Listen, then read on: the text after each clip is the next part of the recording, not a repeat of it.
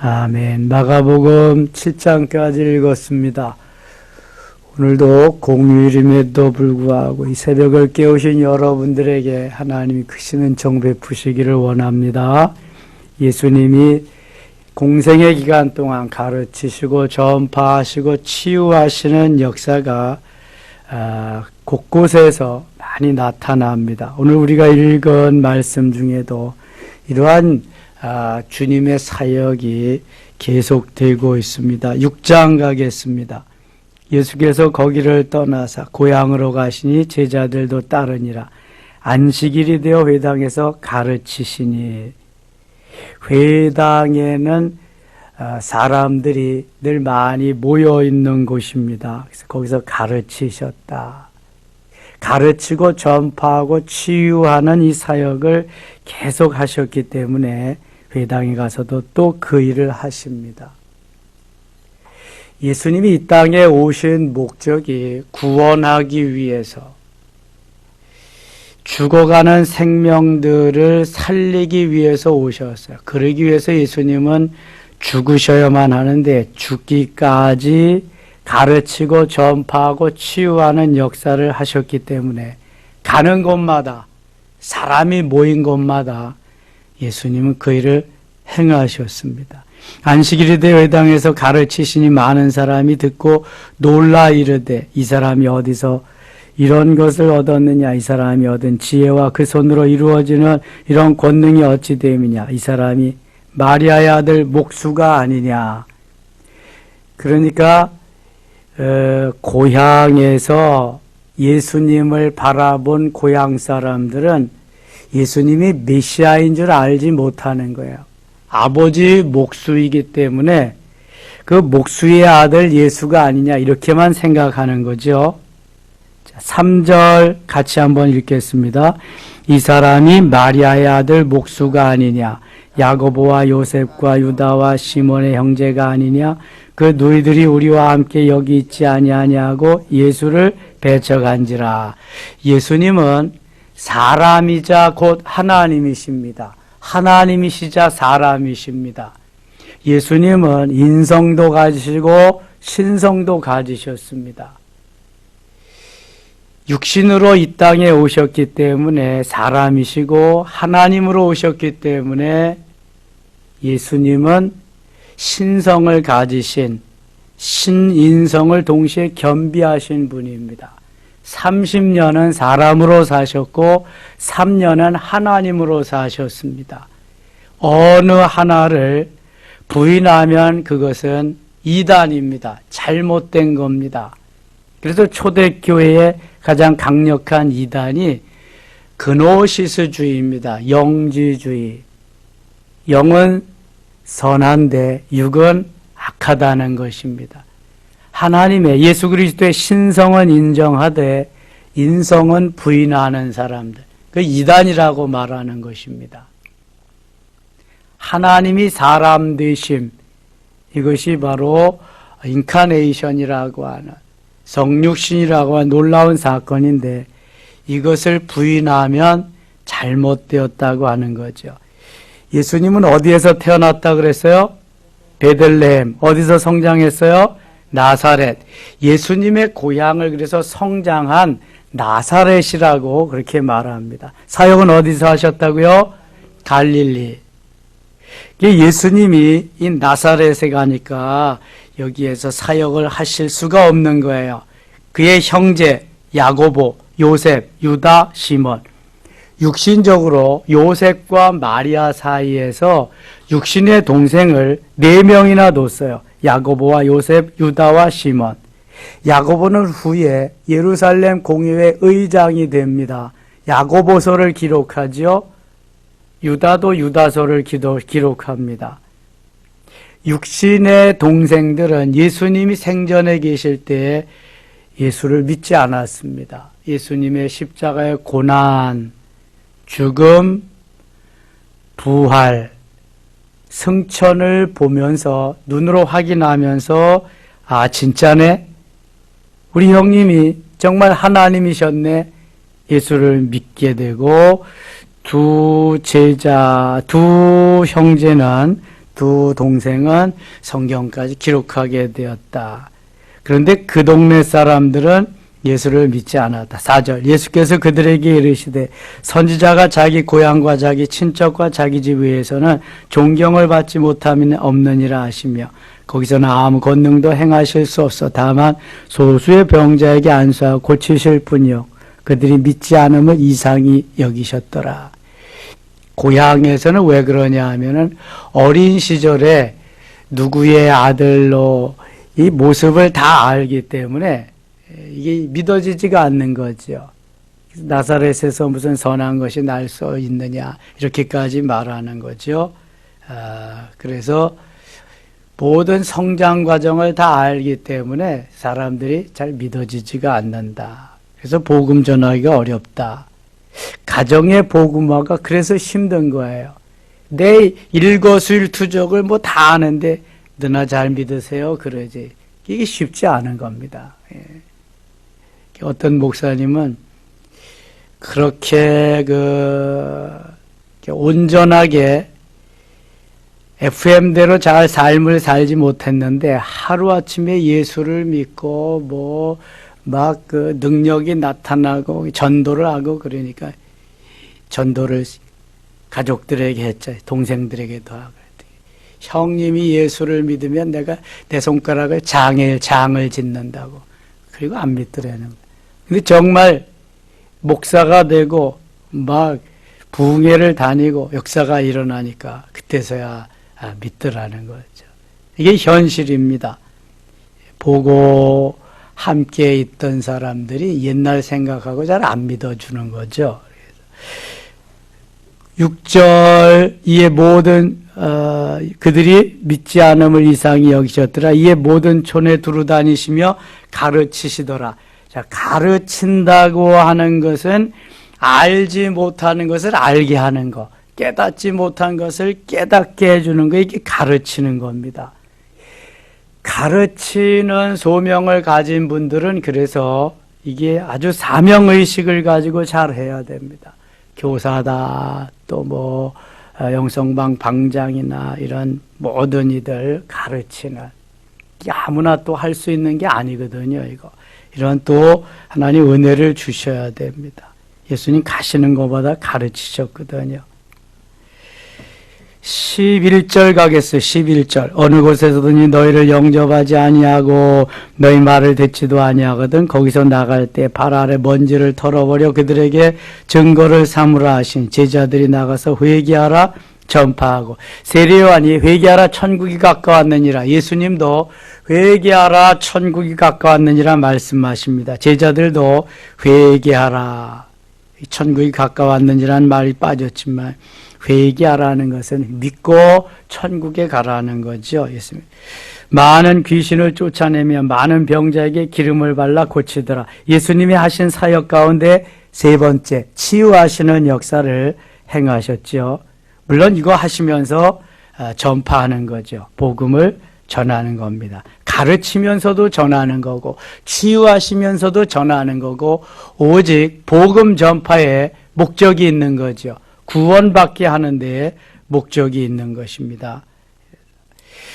그 중간에 보면은 여기에 헤롯이 그 세례 요한을 잡아가지고 자기 동생의 아내 빌립의 아내 헤로디아를 취한 것을 이 세례 요한이 잘못됐다고 나무라고 하니까 아주 못마땅하게 여겼는데 생일날 헤로디아의 딸이 춤을 추면서 너무 기쁘게 하니까 내가 뭐 해주면 좋겠느냐? 세례 요한의 목을 달라고 지네 어머니가 시키니까 세례 요한의 절반까지라도 나라의 절반까지라도 주겠다 그러니까 목을 베어서 헤로디아에게 주는 그러한 일이 여기 있습니다. 마태복음에 나온 것이 또 여기에 나옵니다. 의인으로 믿음으로 하나님의 역사를 이루기 위해서 가는 사람들은요, 이게 없는 것을 있다고 할 수 없잖아. 있는 것을 그대로 있다고. 하나님의 말씀이 이렇다고 하는 것을 진리를 진리대로 그대로 전하는데 사람들은 그것을 잘 받아들이려고 하지 않습니다. 그래서 세례 요한을 목베어 죽이게 됩니다. 그러니까 의인들은 고난이 많은 것입니다. 말씀대로 살려고 하니까 세상과 타협하고 그래 그것도 괜찮다 그것도 좋다 그러면은 싫어하는 사람이 없지요. 다 좋아하지요. 그러나 하나님은 의롭게 믿음으로 신앙으로 사는 것을 원합니다. 스데반 집사님이 예수 그리스도가 메시아요 하나님의 아들이심을 증거하지 않았다면 돌에 맞아 죽지 않습니다. 돌에 맞아 죽지 않았다면 순교하지 않았다면 최초의 순교자로 주님 품에 이렇게 안길 수는 또 없겠지요. 다 그래서 일장일단이 있는 거예요. 육신으로 편하게 그렇게 살면은 영적인 상급이 없습니다. 믿음으로 의롭게 진리로 살려고 하면 육신적으로는 좀 고달프지만 영적으로 상급이 큰 것입니다. 어느 것을 선택할 것이냐? 그것은 대단히 중요한 거거든요. 마태복음 1장에 1장 1절 보면 아브라함과 다윗의 자손 예수 그리스도의 계보라. 아브라함이 나오고 다윗이 나오는데요. 하나님이 아브라함에게 요구한 것은 그 아들 이삭입니다. 이삭. 아브라함에게 재산을 요구했다면 아브라함은 그냥 고민 없이 재산 다 드렸을 거예요. 그런데 아브라함에게는 하나님이 25년 기다려서 100세에 얻은 아들 이삭을 원하지요. 이삭을 아브라함이 드립니다.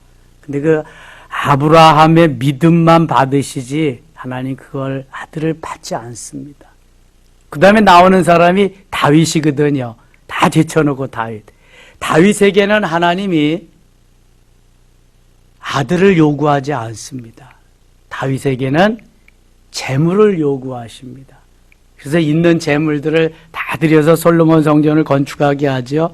만일 다윗에게 아들을 요구했다면 다윗은 아들이 많습니다. 암놈, 딥놈, 압살롬, 딥살롬, 엽살롬 뭐 그냥 얼마나 많은지 몰라요. 아들이. 얼마든지 드릴 수 있죠. 여러분 하나님이 요구하는 것은 내가 원하는 게 아니에요. 하나님이 원하시는 겁니다. 근데 왜 그렇게 정말 내가 소중히 여기고 내가 정말 내놓기 힘든 걸 왜 내놓으라고 그러냐? 왜 그럴 것 같아요, 하나님이? 그렇죠. 내 믿음을 테스트하시고 더 많이 주시려고. 더 많이 주시려고 하는데 지금 믿음을 달아봐야 되겠다. 그거거든요. 그러니까 많은 건 요구하지 않고 없는 거 딱 하나, 그거 요구하는 거예요. 내가 몸부림치면서 이거 아니면 안 된다는 그걸 요구하는 거예요, 주님. 여러분 그걸 아셔야 돼. 성경에 보면 다 그런 거예요. 주시려고 하는데 테스트해 보시. 주시려고 하는데 정말 줘도 괜찮은가 달아보시는 거거든요. 여기에 통과하는 사람이 별로 많지 않다는 거. 근데 통과하면 엄청나게 하나님 은혜를 베푸신다는 거. 이게 여호와 이레거든요. 준비해 놓고 말씀하시는 거거든요. 준비해 놓고. 이걸 또 믿음이라 그러는 거예요. 31절 가겠습니다. 31절. 이르시되 너희는 따로 한적한 곳에 나가 잠깐 쉬어라 하시니 이는 오고 가는 사람이 많아 음식 먹을 겨를도 없습니다. 마가복음 3장 20절에도 너무 사람들이 많이 모여서 음식 잡수실 겨를도 없으시면서 사역을 하셨습니다. 너무 바쁘신 것을 말씀하는 거죠. 35절. 때가 저물어가며 제자들이 예수께 나와 여짜오되 이곳은 빈들이요 날도 저물어가니 무리를 보내어 두루 촌과 마을로 가서 무엇을 사 먹게 없어서 대답하여 이르시되 너희가 먹을 것을 주라 하시니 여짜오되 우리가 가서 200데나리온의 떡을 사서 먹이리까. 모인 사람들의 헤아려 보니까 200데나리온은 있어야 먹을 것을 사다 주겠다. 어른들의 하루의 품값이 한 데나리오니까 200명이 나가서 일한 품삯 엄청난 겁니다. 이르시되 너희에게 떡 몇 개나 있는지 가서 보라 하시니 알아보고 이르되 떡 5개와 물고기 2마리가 있나이다. 이게 마태복음에서 나온 게 또 나오는 겁니다. 지금 계속 마태복음에서 나온 게 또 나오는 거예요. 리바이벌 되는 겁니다. 마태가 본 관점하고 왕으로 오신 예수님이 보는 관점하고 종으로 오신 예수님이 보는 관점하고 마태와 마가가 거의 같습니다. 사역은 좀 다를지 모르지만 왕과 종이. 그러나 예수님은 왕으로도 오시고 종으로도 오셨기 때문에 그 사역이 같은 겁니다. 표현이 좀 다를 수는 있지만 여기도 오병이어의 사건이 나오거든요.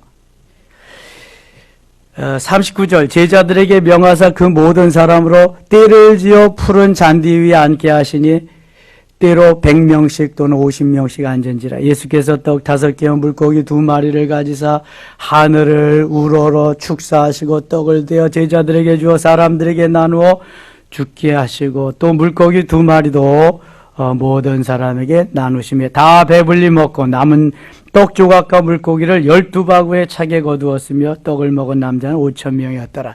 이게 좀 더 디테일하게 나온 게 요한복음 6장입니다. 요한복음은 포트레이트, 초상화와 같다 그래서요. 세밀하게 아주 아름답게 기록해 놓은 게 요한복음입니다. 그래서 거기에 보면은 안드레라고 하는 제자가 저 따라다니면서 먹을 게 없나 했는데 어린아이가 자기가 가지고 온 도시락 그거를 가지고 예수님께 드립니다. 그래서 예수님께 갖다가 드렸더니 그걸 가지고 축사, 유카레스테요, 축사하시고 떼어 나누어줘라 해서 나누어 주니까 거기에 5,000명이 배불리 먹고 12광지를 남았다. 그런 기록이 나옵니다. 여기에서 우리는 우리가 해야 할 일과 주님이 하실 일이 있어요. His part, our part. 그분이 하실 일과 우리가 해야 할 일. 우리가 해야 할 일은 내 몫의 것을 주님의 손에 얹어드리는 겁니다. 내 몫을 주님께 갖다 드리는 겁니다. 그러면 주님은 내 몫을 가지고 나뿐만 아니라 주위에 있는 모든 공동체에게 다 나누어 주십니다. 이게 신비한 겁니다. 내 것을 꿈쳐서 나만 하면은 그저 나만 먹는 거예요. 그러나 내 것을 주님 앞에 드리면 나도 먹고 주님도 드시고 모든 공동체가 다 배불리 먹습니다. 이게 아주 이상한 주님의 원리입니다. 원리. 내가 해야 할 일은 내 몫을 주님 앞에 드리는 일. 주님이 하실 일은 그걸 가지고 모든 사람이 다 기쁘고 행복하게 해주시는 일. 자, 얼마나 놀라운 일인지 몰라요. 오병이어의 사건을 통해서 이런 걸 알려주시려고 하는 거예요. 하나님 우리에게. 46절 갑니다. 46절. 무리를 작별하신 후에 기도하러 산으로 가시니라. 무리를 작별한 후에 큰 일을 다 이루시고 피곤하실 텐데 그럼 쉬셔야 되는데 예수님은 또 어디로 가셔요? 산으로. 기드론 시내를 건너서 감람산에 가십니다. 뭐하러 가실까요? 기도하러 가시는 거예요. 기도하러. 늘 시간만 있으면 주님은 기도하는 시간이 쉬는 시간, 쉬는 시간이 기도하는 시간. 그런데 우리는 그 기도하는 시간을 너무 힘들게, 어렵게. 예수님은 그저 시간만 나시면 기도. 7장 가겠습니다. 7장 10절 가겠습니다. 7장 10절. 모세는 네 부모를 공경하라 하고 또 아버지나 어머니를 모욕하는 자는 죽임을 당하리라 하였거늘 너희는 이르되 사람이 아버지에게나 어머니에게나 말하기를 내가 드려 유익하게 할 것이 고르반 곧 하나님께 드림이 되었다고 하기만 하면 그만이라 하고 아버지 어머니를 말로만 공경하지 말고 부모를 진실로 공경해야 된다는 거예요. 고르반 드렸다고만 하지 말고 삶으로 마음까지도 다 드리면서 그렇게 해야 된다는 거예요. 자기 아버지나 어머니에게 다시 아무것도 하여 드리기를 허락하지 아니하여 너희가 전한 전통으로 하나님의 말씀을 피하며 또 이 같은 일을 많이 행하느니라 하시고 무리를 다시 불러 이르시되 너희는 다 내 말을 듣고 깨달으라. 15절 16절 같이 읽어요. 무엇이든지 밖에서 사람에게로 들어가는 것은 능히 사람을 더럽게 하지 못하되 사람 안에서 나오는 것이 사람을 더럽게 하는 것이니라 하시고 음식을 먹어서 나가는 건 더럽게 하는 게 아니다. 그런데 마음으로 이게 해서 입으로 나가는 것은 그게 더럽게 하는 거다. 주님이 바로 이런 거 가르쳐 주시는 거예요. 20절 또 이르시되 사람에게서 나오는 그것이 사람을 더럽게 하느니라. 속에서 곧 사람의 마음에서 나오는 것은 악한 생각 곧 음란과 도둑질과 살인과 간음과 탐욕과 악독과 속임과 음탕과 질투와 비방과 교만과 우매함이니 이 모든 악한 것이 다 속에서 나와서 사람을 더럽게 하느니라. 내 마음속에서 나가는 것이 더러운 거다. 이게. 그 다음에 마태복음 15장에 나오는 가나안 여인의 딸이 귀신 들려서 예수님 앞에 나와 치료받는 내용이 나오는데 여기는 수르보니게 여자라고 나옵니다. 24절 예수께서 일어나서 거기를 떠나 두로 지방으로 가서 한 집에 들어가 아무도 모르게 하시려 하나 숨길 수 없더라. 이에 더러운 귀신 들린 어린 딸을 둔 한 여자가 예수의 소문을 듣고 곧 와서 그 발 아래 엎드리니 그 여자는 헬라인여 수르보니게 족속이라 자기 딸에게서 귀신 쫓아내 주시기를 간구하거늘. 가나안 여인, 수르보니게 여인 같은 말입니다.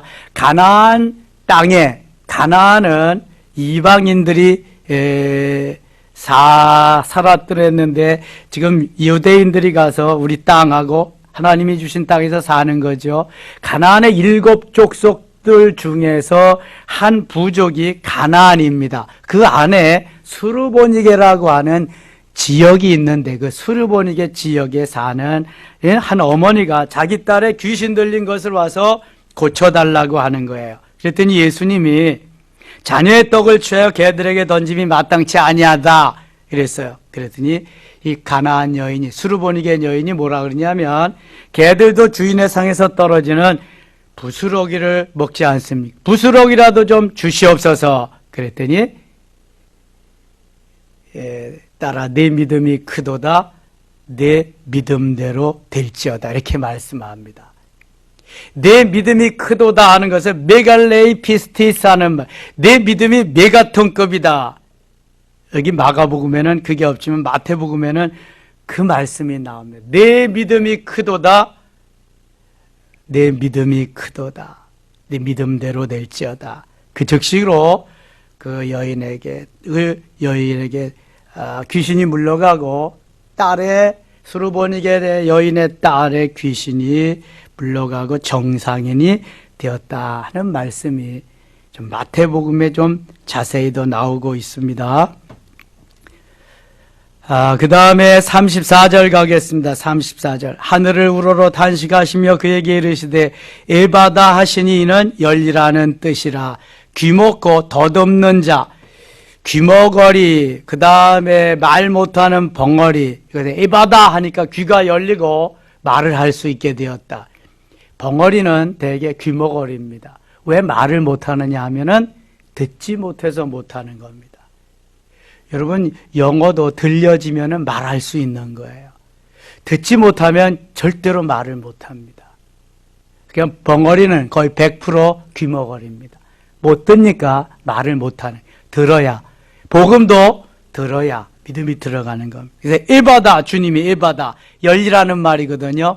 에바다, 열려라. 그러니까 35절 그의 귀가 열리고 귀가 열려야 듣죠. 그 다음에 혀가 맺힌 것이고 풀려 말이 분명하여. 혀가 맺힌 거, 귀가 열리니까 혀가 돌아가게 되는 거야. 이제 듣니까 말을 할 수 있게 되었다. 이것을 주님이 열려라 에바다 하면서 한꺼번에 다 풀어주십니다.